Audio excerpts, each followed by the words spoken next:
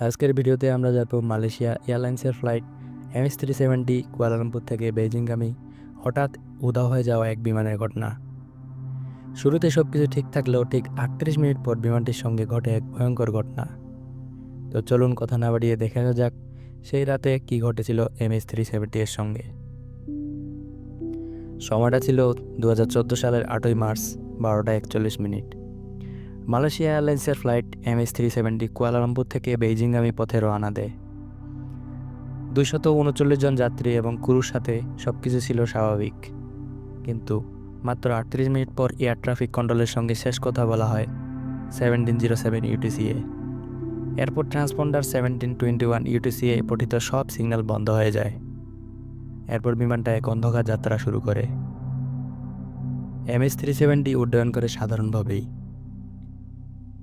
রাত 1:07 পর্যন্ত ACARS report পাঠায় এবং 1:19 গুড নাইট মালয়েশিয়া 370 বলে শেষ ট্রান্সমিশন করে। এরপর সামরিক রাডার দেখায় বিমান মালয়েশিয়ার পশ্চিম দিকে আন্দামান সাগরে ইউটার্ন করে পিনাং এবং সুমাত্রা অতিক্রম করে, যা প্রমাণ করে এটি কৃত্রিমভাবে পরিবর্তিত পথ অনুসরণ করছে। এটা বলছে বিমানের পাইলট নিয়ন্ত্রণে স্থিরভাবে পথ পরিবর্তন করেছিল। তারপর থেকে এর আর কোনো সন্ধান মেলেনি। শুরু হয় অনুসন্ধান। প্রথমে অনুসন্ধান শুরু হয় দক্ষিণ চীন সাগরে, কিন্তু ইনফরমার সেট ও স্যাটেলাইট ডেটা পরবর্তী নির্দেশ দেয় দক্ষিণ ভারত মহাসাগরে।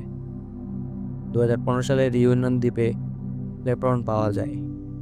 পরবর্তীতে তৃতীয় একটি টুকরো শনাক্ত ও বাকি সামুদ্রিক উপকূলবর্তী দেশগুলোতে আরও পরিকল্পিত ড্রিফট রিপোর্ট বিশ্লেষণ করা হয়।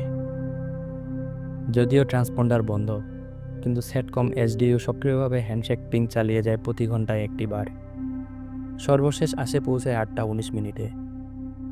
এই ব্রাশ টাইমিং অফসেট BTO ও burst frequency offset BFO data বিশ্লেষণে উপগ্রহ ও বিমানের আপেক্ষিক গতি নিরূপণ করা হয়, যা নিশ্চিত সাউথ করিডোর অনুযায়ী পৌঁছেছে।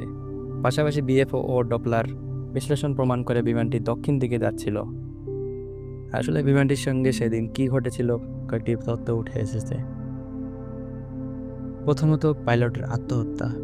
ফ্লাইট সিমুলেটরের একই পথ পাইলট অনুশীলন করেছিলেন, যা আত্মহত্যার পরিকল্পনার ইঙ্গিত দিচ্ছে। দ্বিতীয়ত, অক্সিজেনের অভাব। কেবিনে অক্সিজেন কমে বিমানের সবাই অচেতন হয়ে পড়ে। বিমান গোস্ট ফ্লাইট হয়ে মহাসাগরে চলে যায়। তৃতীয়ত, হাইজ্যাক বা তৃতীয় পক্ষের হস্তান্তর। বিমানটিতে পরিবহন করা সেন্সর প্রযুক্তিবিদরা হয়তো টার্গেট হয়েছিল, অথবা পাইলট নিয়ন্ত্রণে মিশ্র কার্যকর হতে পারে। চতুর্থতম, সামরিক হস্তক্ষেপ। বিমানটি হয়তো গোপন ঘাঁটিতে পৌঁছে থাকতে পারে, তবে কোনো প্রমাণ নেই। কমিশনের রিপোর্ট বলছে flight path likely resulted from annual inputs, যদিও দায়ী কে ছিল তা নিরূপণ করা সম্ভব হয়নি। বিমানটি থেকে শেষ সংকেত এসেছিল 9:15। এরপর আর কোনো সাড়া পাওয়া যায়নি। ধারণা করা হয় তখন বিমান গ্যাস পূর্তির কারণে পৃথিবীতে টপকে পড়েছিল। সরকারি অনুসন্ধান 2017 সালে বন্ধ হয়েছে।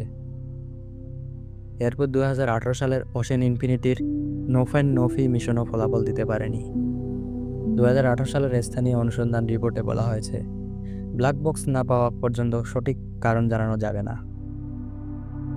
239 প্রাণের পরিবার আজও অপেক্ষা করছেন সঠিক উত্তরের। এই দুঃসাধ্য রহস্য আধুনিক প্রযুক্তির যুগেও বেমালুম অমীমাংসিত রইল। মানবতা এখনও অনেক গভীর অন্ধকারে। তো ভিডিওটি ভালো লেগে থাকলে অবশ্যই লাইক, শেয়ার এবং চ্যানেলটিতে সাবস্ক্রাইব দিয়ে পাশে থাকবেন। দেখা হচ্ছে পরবর্তী ভিডিওতে। আল্লাহ হাফেজ।